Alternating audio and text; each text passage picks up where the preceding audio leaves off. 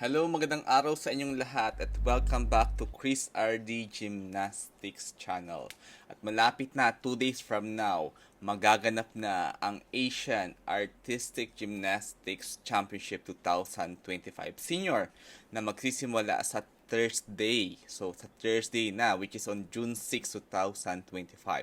At ngayon, since malapit na ang Artistic Gymnastics Asian Championship, magpipidik naman tayo, magbibigay ako ng aking pananaw kung ano nga ba ang chance ni Carlos Yulo na manalo sa all-around given the rosters at sa votes sa floor, sa parallel bars din.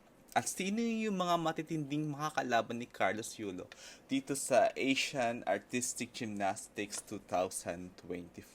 So ito ang aking prediction. So bago nga lahat, tingnan muna natin yung mga historical background na makakalaban ni Carlos Yulo. Of course, narito ang Japan team. Japan team.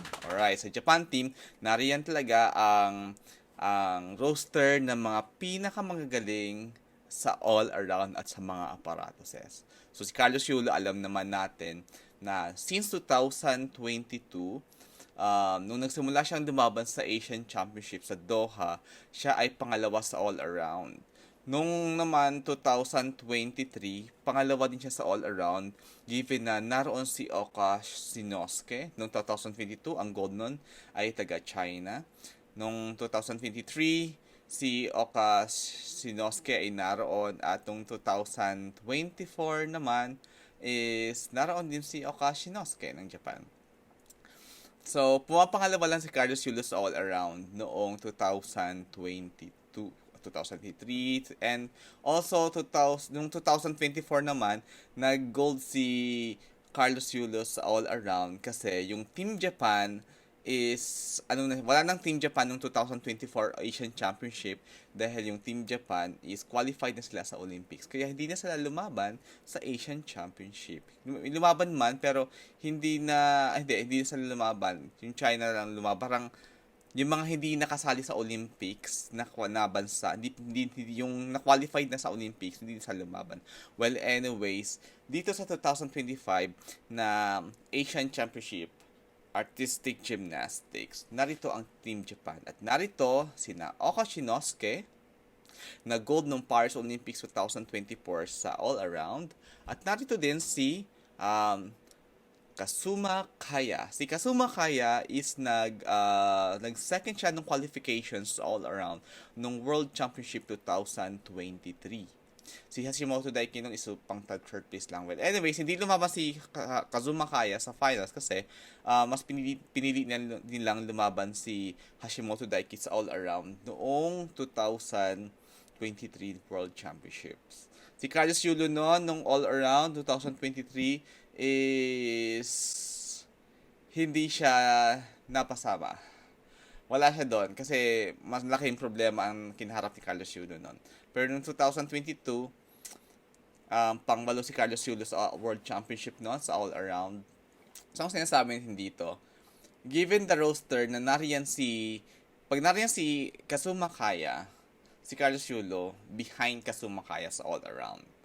Si Oka Shinosuke naman, pag nariyan si Oka Shinosuke, si Carlos Yulo, hindi na nanalo kay Oka Shinosuke. Lagi siyang pangalawa. Pangalawa ng Asian Championship 2023. Tapos, nung Paris Olympics, wala din sa all-around finalist, or sa top 8 si Carlos Yulo. Hindi siya napasama doon.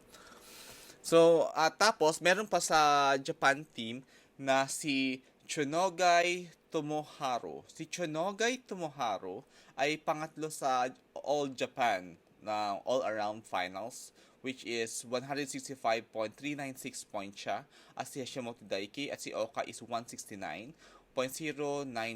So, ang score na dapat i-beat nila sa Asian Championship is near to 169.095 dahil ito yung mga pinaka matataas na nakuha ni Hashimoto at ni Oka at magagaling to. Si Chunoga Tomoharo ay siya yung nung World Junior Championship, siya ay World Artistic Gymnastics Championship Junior World Championship, si Chunoga Tomoharo, siya ay nung all around, siya ay pang-apat nun. Nung sa parallel bars naman, ito ang matindi mga kalaban ni Carlos Yulo is si Tsunogay Tomoharo sa parallel bars. Siya ay pangalawa. Ay, sorry. Una din siya. Number one siya. Tie sila ni Angel Barajas noong Junior World Championship. So, medyo siya ang medyo makakalaban ni Carlos Yulo sa parallel bars. Sa vault naman, tingnan natin. Although si Carlos Yulo, medyo hindi na siya ganun ka-consistent sa parallel bars noong mga nakaraang World Championship 2023. Okay pa naman siya noong 2023. Pero nung, 2023 wala na siya. Pati nung Paris Olympics, hindi rin siya nakapag-compete sa parallel bars. Pero he did well sa Asian Championship noong 2022, 23, 24. Pati sa SEA Games. So, nung sa vault naman, maaaring malakas ang chance ni Carlos Yulo sa vault pero para sa akin 50-50 si Carlos Yulo sa vault kasi nariyan si Olfati ng Iran. Si Olfati ng Iran, malakas din siya sa vault. Ang problema lang kay Olfati ng Iran is medyo hindi siya ganun ka-consistent in comparison kay Carlos Yulo. Medyo parati kasing double pike ang ginagawa ni Olfati, yung Sukahara double pike at saka sa Yuchenko double pike. So yun ang medyo pero maraming panahon na nananalo si Olfati, Ahmad Olfati. Nung Asian Championship, siya ay nag-gold sa vault, 'di ba? Ayun. So yun lang naman ang nakikita ko na maaring makalaban ni Carlos Yulo. Si Tsunogay Tomoharo sa parallel bar at saka sa horizontal bars naman, si Tsunogay Tomoharo din ay malakas din siya sa horizontal bars. So, malakas talaga si Tsunogay Tomoharo. Tapos, yun nga, nung All Japan din, sa parallel bar, si Tsunogay Tomoharo na napakabata pa, from first time niyang lumaban sa senior na makasama sa Japan, is siya ang gold sa All Japan. Alright. Kung ikaw ay makasama at manalo sa All Japan, you are one of the best na. Kasi pag dumalaban ang Japan sa world, sa team, sa all around, sila talaga ay nananalo. It's like sa China, pag ikaw ay mapabilang sa Team China, you are one of the best na. No, di ba? So, yon. So, nariyan si Tsunogay Tomoharo para sa all-around. Nariyan din si Kazuma Kaya para sa all-around. Nariyan din si Oka Shinosuke. Apat sila na maglalaban-laban sa all-around. So, kung makikita natin dito, ano ba nga ba ang chance ni Carlos Yulo sa all-around? Para sa akin, personally, matindi ang kapit ni Carlos Yulo sa bronze medal. Maparing fourth siya or bronze medals all around. Suntok sa buwan kung mag-gold siya. Napaka-imposible kasi tatlong tao ang kakalabanin ni Carlos Yulo para sa all around. Si Tsunogay, si Kazuma Kaya, at si Oka Shinosuke. Pwede niya sigurong malampasan si Tsunogay Tomoharo ng bata pa kasi first time niyang lumaban with the senior sa international. Pero kasi sa Japan kasi lumaban na si Tsunogay Tomoharo with the seniors sa All Japan team. So, nahasa na siya na lumaban with the seniors. So, hindi na issue kay Tsunogay Tomoharo na makipaglaban sa mga seniors. Well, anyways lang, ayun na nga lang. Tsaka sa Asian Championship naman, hindi naman talaga ganun kagagaling ang mga taga-Asian sa all around. Except sa China, Japan, and the Philippines, Carlos Yulo itself. Yun lang. Yun na nakikita ko. Pwede siya mag-bronze sa all around sa Asian Championship. Or walang podium sa all around. Pero sa floor exercises naman, ang pwedeng niyang makalaban sa floor exercise dito is si Milad Karimi ng Kazakhstan. Si Milad Karimi ng Kazakhstan is naging, although no mga 2020 to 21, 22, 23, 24, medyo tagaliti-tagaliti, wala masyadong consistency si Milad Karimi ng Kazakhstan. Mananalo, hindi mananalo, mananalo, hindi mananalo. Pero noong 2025, after ng Olympics, naging consistent si Milad Karimi sa floor exercises. Especially noong World Cup Series 2025, wherein siya ang nanalo ng World Cup title sa floor exercises. So, since sa lahat ng World Cup title, kapag nariyan si Milad Karimi, ngayong 2025, lahat ng World Cup competition, pag nariyan si Milad Karimi, siya ang nananalo. At mataas siya, mataas ang competency niya, consistent na talaga siya sa floor, nalinis niya na ay mga dapat linisin. So, si Milad Karimi ang makakalaban ni Carlos Yulos sa floor. Meron din isang taga-Japan na pwede niyang makalaban. Pero is either yung tatlo ang maglalaban-laban sa floor. Pero actually, hindi present yung sinasabi kong lalaban sa from Japan na nananalo din sa floor. Pero si Milad Karimi ang matindi makakalaban ni Carlos Yulo sa floor sa gold title. Sa vault nga, sabi ko na si Olfati, sa parallel bars, ang matindi makakalaban ni Carlos Yulo is si Chunogay Tomaharo. Is either gold or silver si Carlos Yulo sa parallel bar. Kung maging consistent siya, kung hindi, pwede ding wala siya sa parallel bar. Kasi for the past years and the past competition, si Carlos Yulo, hindi na siya masyadong naging consistent sa parallel bars. Yung difficulty na dapat niyang gawin is hindi na masyado. Pero sabihin natin, 50-50 ang chance ni Carlos Yulo na mag-gold sa parallel bars. So, pero, ito, predictions ko lang naman to, hindi not necessarily naman talaga na ito talaga ay magiging akma or saktong-sakto. Sinasabi ko lang to dahil ito yung aking mga naobserbahan sa kanilang mga performances for the past competitions. And isa pa na medyo nag-aalangan tayo kay Carlos Yulo dahil since di naman ako nag-aalangan, pero sabihin natin ang risks. Yun, sabihin natin ang risk is nung since the Paris Olympics 2024, wala pang major competitions na sinasalihan si Carlos Yulo except dito sa Asian Championship. Nagpahinga siya kasi na napakatagal. So, ang practice niya talaga lang sa gymnastics is yung practice niya sa Pilipinas with the Philippine team.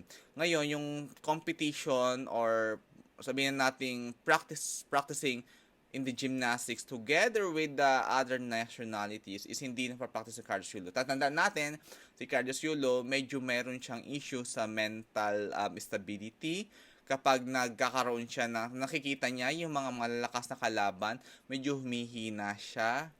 And also, napansin ko rin noong mga past competition ni Carlos Yulo, ang sinasabi ko dito, kung sa skills, walang duda kay Carlos Yulo. Pero when it comes to emotional stability, kapag nakikita niya na nariyan yung mga malalakas na kalaban, sina Oka, sina Kazuma, ito pa si Tsunogi Tomaharo, medyo nagugulantang siya, nanginit siya, na-out of focus siya, sabihin natin na-overwhelmed si Carlos Yulo. So, talagang pag-pray natin na makapag-focus si Carlos Yulo, sabi ko nga, wala pa kasi major competition si Carlos Yulo talagang nasabihan bago mag-Asian Championship. Pero si Milad Karimi ng Kazakhstan, ang dami niya nang nasalihang major competitions, especially sa World Cup Series na kung saan madaming malalakas sa World Cup Series din na sumali sa floor exercises. Si Luke Whitehouse, nakalaban niya, nakita niya din yon. At marami siyang competition. So, yung competition feels, yung mental stability for 2025 na sanay sa competition, sanay sa arena, is nariyan si Milad Karimi at na-practice yun ng utak niya. So, ito yung malaking challenge kay Carlos Yulo na yung natutunan niya kay Coach Hazel is, God willing, hindi niya na makalimutan at ma-practice niya ito dito sa competition ng Asian Championship 2025. So, salamat na marami. Yun lang ang prediction ko. Maaring sa all-around, si Carlos Yulo, merong mag-gold, merong bronze or wala. Alright? Pwedeng bronze o pwedeng wala. Tapos sa floor, 50-50 kasi nariyan si Milad Karimi, pwedeng oo, pwedeng hindi sa gold sa floor. Sa vault naman, high chance niya na mag-gold sa floor kasi si Olfati na naman pinakamakalaban niya dito eh. And the rest, ganun-ganun na kasi wala labas lang mga napapatunayan ang reputasyon unless kung merong talagang umusbong na magaling sa vote. Sa parallel bar, si Tsunogai Tomaharo, siya matindi niya makakalaban. So, 50-50 pa rin siya sa gold. Pwedeng silver. Mataas din siya sa silver. So, pero gold medyo 50-50. The rest wala na eh. Kasi sa aparatos hindi nila wala kumbaga um, average lang ang aparatos si Carlos Yulo sa horizontal bar tsaka sa pommel horse. Ganun din sa rings. Kumbaga, unless na lang kung may pasabog si Carlos Yulo, pero hindi naman natin masasabi ang lahat talaga hanggang naroon ng competition. Kung maaari may pasabog si Carlos Yulo na bigla lang, oh, ito na yon. Tingnan natin nung nakita naman natin nung Paris Olympics, 'di ba? Biglang bumongga si Carlos Yulo doon. Pero kasi nung Paris Olympics, naroon si Coach Hazel. Magaling siya si Carlos Yulo, pero yung mental stability niya, na-practice ni Coach Hazel. At todo focus nun si Carlos Yulo nung Paris Olympics 2024. Ito, nag-practice siya, kakabalik niya lang sa training na siguro mga 3 months ago. So, sabihin natin, competition-wise, hindi pa ganun kahasa. Wala pa siya napagdaan ng mga competition. So, wag tayo masyado mag-expect sa Asian Championship 2025 sa kanya. Hindi ko kayo din-disappoint. I'm just giving a reality. Pero, why not, 'di ba? Hindi natin alam. Malay mo, bumongga ng bongga, which is dapat naman ni Carlos Yulo. And naniniwala naman ako talaga sa kanya. Pero sinasabi ko nga yung mental stability, medyo doon siya, yun yung challenge sa kanya. So, supportan natin ang Philippine team. And sa Pommel Horse pala, may magaling na Vietnamese sa Pommel Horse. At abangan natin yung Vietnamese na to na baka mag-gold itong Vietnamese na to na makalaban ng mga magagaling sa Pommel Horse. May magaling sa Pommel Horse, Kazakhstan, dalawang Kazakhstan, Nariman Korbanov, tsaka si Idrizov. Ngayon, meron din naman isang taga-Vietnamese. Team Vietnam na magaling sa Pommel Horse. Pinakamataas na score sa Pommel Horse sa world for this 2025. Alright. Thank you very much. God bless us all. Subscribe, like, and share to Chris RD Gymnastics channel. Salamat marami. And may live stream ang Asian Gymnastic Championship 2025. Pinost ko na yung link sa ating community. Pero i-recast ko rin siya at tayo ay, God willing, may magkakataon mag-live din tayo through my phone para sabay-sabay natin yung panoorin, sabay-sabay tayo sa mga na wow! Which is gonna be on Friday. So sa Friday, ako ay live. Alright. Thank you. And Saturday din. Thank you.